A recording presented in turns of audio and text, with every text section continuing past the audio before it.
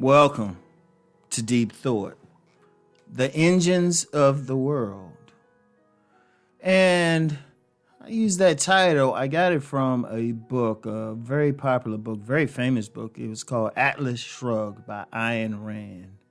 And in the book, the main character, who ironically didn't show up to the third act of the book, is a gentleman named John Galt. And he vowed to stop the engine of the world. And as a result of stopping the engine of the world fell apart. So how did he stop the engine of the world? He convinced the movers and shakers, the people who got things done, the people who moved along society, to go on strike. And as a result of them going on strike, everything else just fell off. The engine of the world, what moves the world? You know, people could say nature, and people could, and you know, that's there. Nature's kind of chaotic, and it is there no matter what. But what is the world? The world is the community. It's the community of people. It's the cultures. It's how we interact. That's the real world. And even though we have several small worlds in it, it's one big planet. Of course, it got several parts, and it's like a big puzzle. Different pieces, but it's all moved, since it's created by people, is moved by people. An engine is a person who, just by their very existence, by what they do every day, moves the world. Because let me give an example. Think about all the trends that we have out here. Think about all the trends. And they start in several ways. Sometimes they might start on a street corner. You might have someone, like a lot of slang that we use. That's a great example. Slang doesn't start in some university classroom, at least most of the time it don't, or at least not as part of the class. Or it doesn't start in advertising offices. I mean, they try, but they really don't. If you look at the slang words we use, where does it start? It starts in the streets. It starts one person. Like every term we use, somebody somewhere came up with it. I use a famous term that's used a lot, especially in male-female relationships, dusty. Somewhere there's a woman, or it might have been a man. It could have been anybody who started calling people dusty. And then people picked up on it. And then they passed it around. Indeed, let me tell a story. I remember when I was little, I can't remember the song exactly, but I came up with this real dirty song. Hey, where I grew up, you had preteens who could curse like sailors, and Rom was one of them. And I could tell you some dirty stories as an 8-year-old. And I remember I came up with this real dirty song. Well, it was a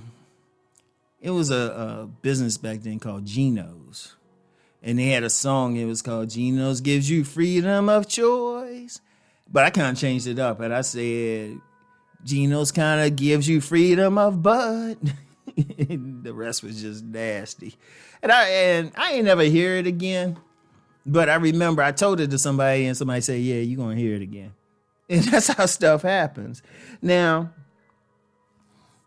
it could be that way. It could be clothing styles. I'll tell you one. Remember when, you don't see it as much now, but sagging, pants sagging, right? Pants sagging, a long time. Dudes are pulling their pants up more. Not as much as they should, but pulling them up more. And, I mean, that became a major style. I mean, you think about it. You had not just men wearing stuff like that. But, I mean, that's when they were, like, people were wearing boxes more, which I can't find like I used to. Wearing boxes more, showing their stuff. And if you think about where that started in prisons. Because it started because that's how men used to advertise to other men that they were available for sex. So somebody somewhere who started doing that was an engine. That one I agree with, but that's an engine. Like, if you look at everything, somebody started it. And that's on one level. Like I said, usually stuff don't start with advertising and marketing agencies, but sometimes they do. It's called propaganda. It's called propaganda. Sometimes people will start a trend. Like, you'll get this with some businesses. Like, say they selling a certain product. They'll bring together an army of marketers, advertising, and other things just to get an idea out there. And yeah, propaganda is deep, but that's an engine. Like, and the engines are the people. The people. And I used this example before. Say somebody has a certain idea. I'll give you a basic one. Say a person has an idea about how to worship God. And that's a powerful one. Say somebody, all it takes is one person. All it takes is one person. They don't even have to be particularly religious. Maybe they're just doing it for money, but they come up with a set of ideas. And people might not think and say, oh, that's just one person. But what if they convince just two other people to believe in it? Okay, so this one person, this one engine, it's a little engine, but it could, convinces two people. But then those two people, like say, those two people convince two other people each. So all of a sudden, you got the founder and 6 people. And then as they go along, each person convinces more and more. Before you look up, I say in a year, maybe even quicker. Maybe even quicker with the way the internet works and our connections. You got millions of people believing in an idea. That's an engine. And indeed, if you look at social media, a big thing is influencers.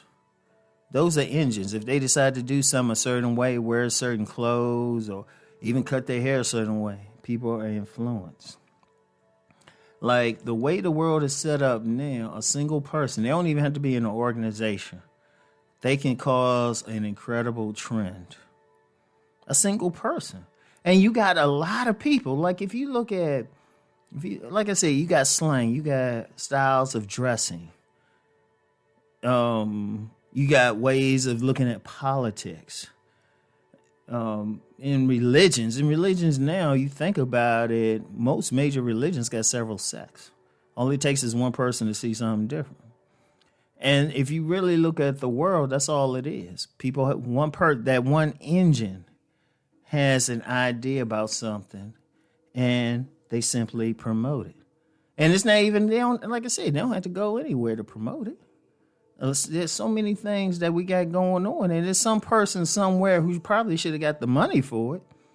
Indeed, some people are smart when they come up with the idea, they copyright it and everything. But a lot of times it could be someone, I don't know, just an idea, an action, and then other people do it. All of a sudden, you got a whole movement of people doing it. And there are